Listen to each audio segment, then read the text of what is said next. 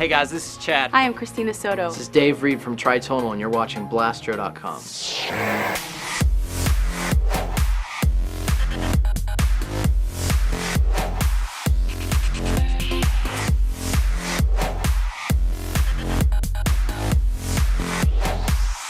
We didn't meet like normal people meet. We actually met cyber world. I'd lived in Washington, D.C. for like the past 15 years. I used to do some production in my father's basement for a long time, and I had this little side alias called Trance I'd worked on for years and years. I was gonna try and make a whole artist album, and I had, done so much with it. And then on this forum online, I had gotten this virus TI synthesizer. It's actually right here.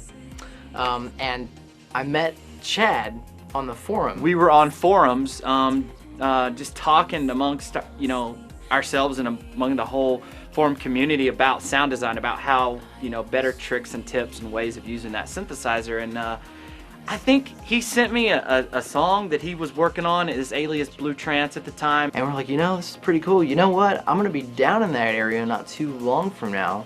And Chad threw out the idea of collaborating, and I was like, yeah, sure. From the moment we started, it started cracking, man. We did a remix for Armada. We made the first track that we made was with Christina Soto. The first original was titled One More Day. That moment, we knew that we could make some great things, and I ended up moving down here, like within a year after that. Chad and I met first before Dave came on board, and we had, we'd worked together on an idea for a track, and I think that we really finally clicked when Dave came on board, because there were I guess it was just an extra energy and extra opinion that kind of leveled everything out, and of course you can have too many cooks in the kitchen, but when you have three opinions that are generally coming from the same place and striving towards the same thing, it just seemed to make a world of difference in the way that we moved forward on projects. Dave and I are so blessed to have her in our life, and the tracks that we've been able to do with her are some of the biggest that we've had. Piercing Quiet, Let Solitude, Crash Into Reason, and now this new one, Forgive Me, Forget You, I think are among some of the top ones that we have. Chad and I work a lot together on the vocal piece. Like when I come in, I'll record with him usually.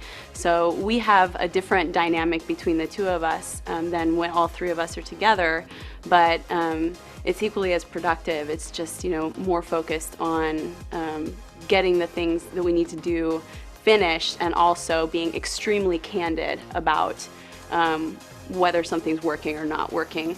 And a friendship has definitely blossomed out of that. So it's a pretty straightforward and pretty meaningful relationship to me.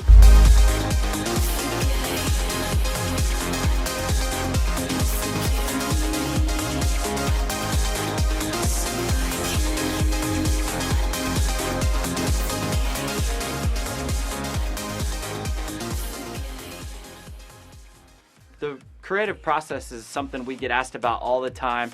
One of the most common questions that we get is who does what in the studio, and that's really hard to say. We switch it up all the time. One thing's for sure, with every track or remix, we usually try and start with the main melody or main chord progression idea. As you know, trance is based a lot around the musicality of the song, so with every track, we usually like to start, around the keyboard. Now that said, we may spend, working on the sound design or the groove or the pattern itself. Like there's really no one right or wrong way. So, and another thing is to stay creative. I think it's important that you do switch up, your approach to it, so that you can stay motivated and inspired, because, a lot of times if you just try, to keep that same rigor, with every track or remix, it seems to lose a lot of the fun and a lot of the inspiration out of the track. We always do start with the melody, because that is the idea of the track. That is the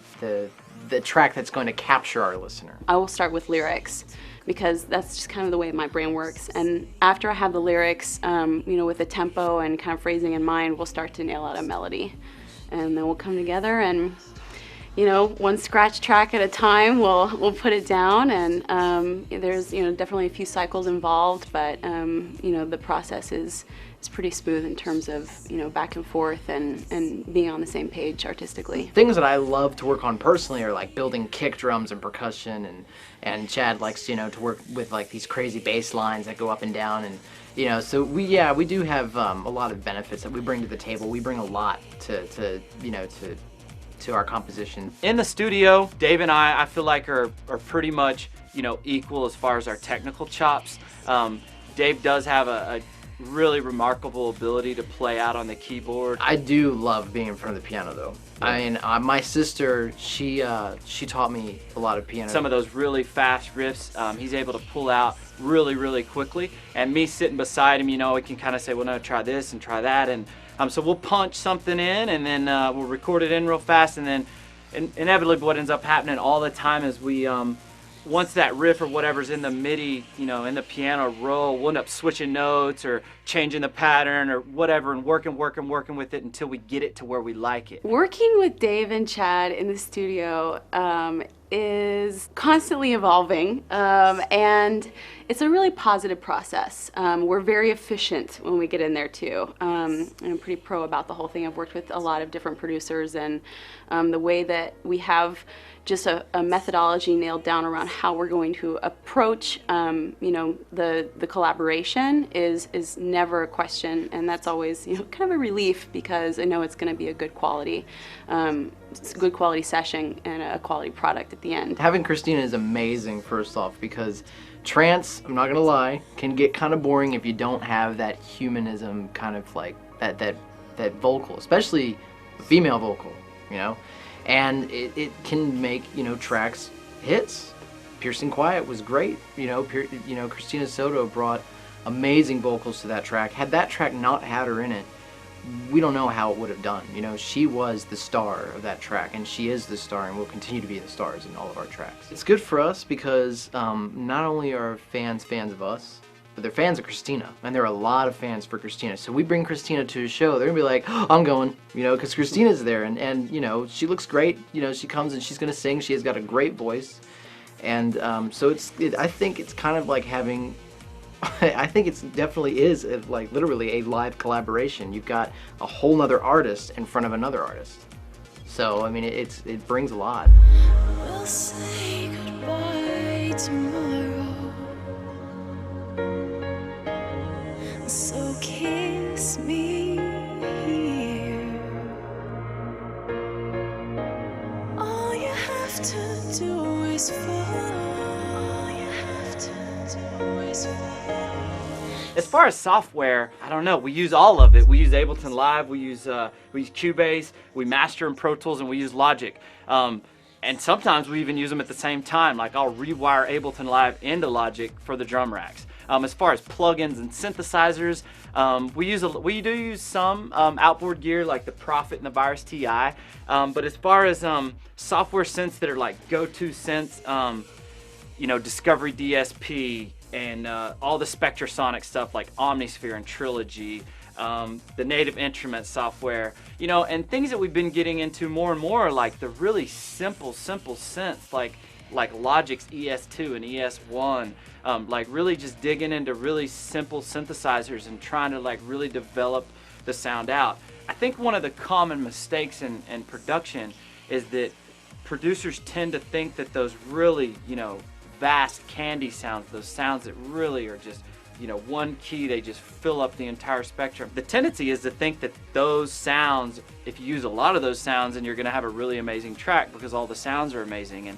And one of our biggest learning lessons has been that, you know, sometimes the smallest sounds that fit the space can seem absolutely huge in the club because they're contextualized better. You know, two massive sounds coming over the top of each other are just going to completely clutter the spectrum. And I think early on, you know, you can hear our sound develop as we've been able to really use the space that we have more intelligently. When we think about making a track for a big club setting or a big room, we usually focus on one main idea, and, you know, we get out all the stuff that, you know, you would just listen to, because, you know, a lot of these tracks, again, you're going to be listening to them in front of your computer or on your iPod or whatever. But when it comes to a club, you know, all those little elements and the, you know, we call them ear candy, the little things that, you know, can kind of mud up a track, they aren't as necessary. It's that one huge sound that makes everyone jump. And for example, we have a Halo 3 bootleg that we just did. It's from the menu music of Halo 3.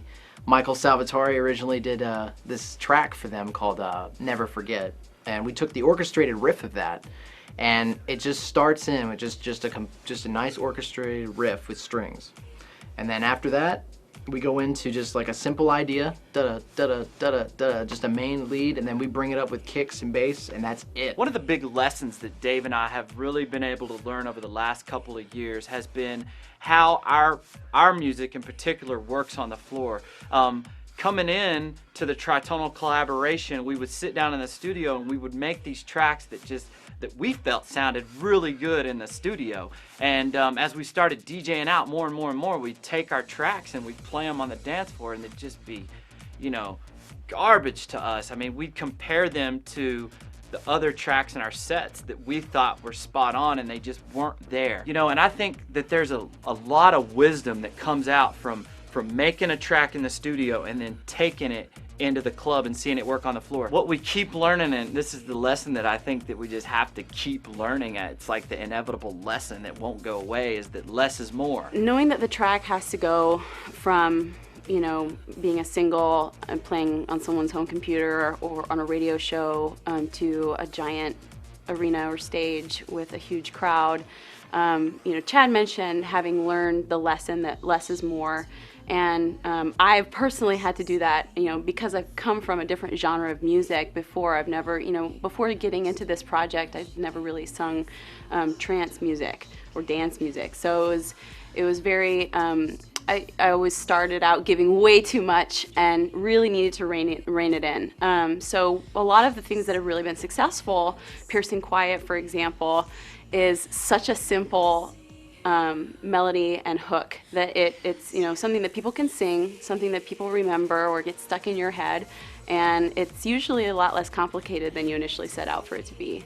So you know, it's been kind of the trimmed down methodology that we've had to take in terms of, you know, applying vocals to multiple settings. So if you can really harness one sound that does one thing big, then what's going to happen is you're going to minimize all the phasing and all the crazy feedback and all the phase cancellation and stuff that goes on. And so yeah, I think if there's one lesson that Dave and I have really been able to learn, it's been able to, you know, take our tracks that we've worked on in the studio, play them out in a club, and be like, okay, the low end's not good enough, the high end's too crisp, whatever the problems are, really work through those and go back in the studio, harness them, play them again, play them again, play them again. Well, we get a track that we really feel like, you know what, this sounds good in the studio, this sounds good on the radio, and this sounds good in the club. Let's call it done, wrap it up, sign it, it's finished.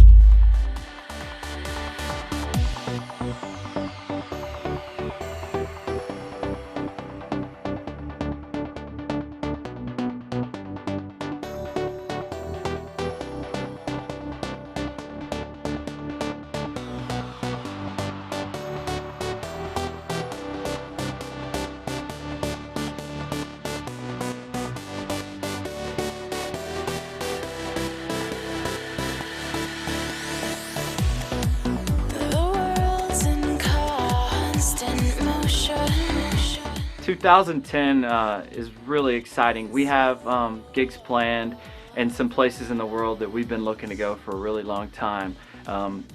As you know, the UK and Europe is really big with trance, and we're booked April 9th at Digital Society in Leeds to play at one of the biggest clubs in the world. And then the following night we'll be live with Christina in Russia at Gatecrasher in Moscow. Our release schedule is absolutely packed to the end of the year. We've got pretty much tracks stacked just about every 3 or 4 weeks for the next 8 months. So Dave and I have really kind of taken a step back. We're looking at possibly launching our own record label as well as an artist album. So, you know, some big stuff planned out in the next year. You know, you've got all the guys at the top, you know, Armin and Ferry Corsten and all those guys have record labels. And, you know, it's benefiting them in their career. And for us to just be a sit-back artist with everything that we're doing and just sign away our tracks, we feel that it's time to move on and build our own, you know, empire. You know, we've had some, Chad and I have had some thoughts of calling it like Tritonia or Air Up There Records, but we're not sure quite yet. But we want to have something that'll be something, you know, as epic and big like Armada or Above and Beyond.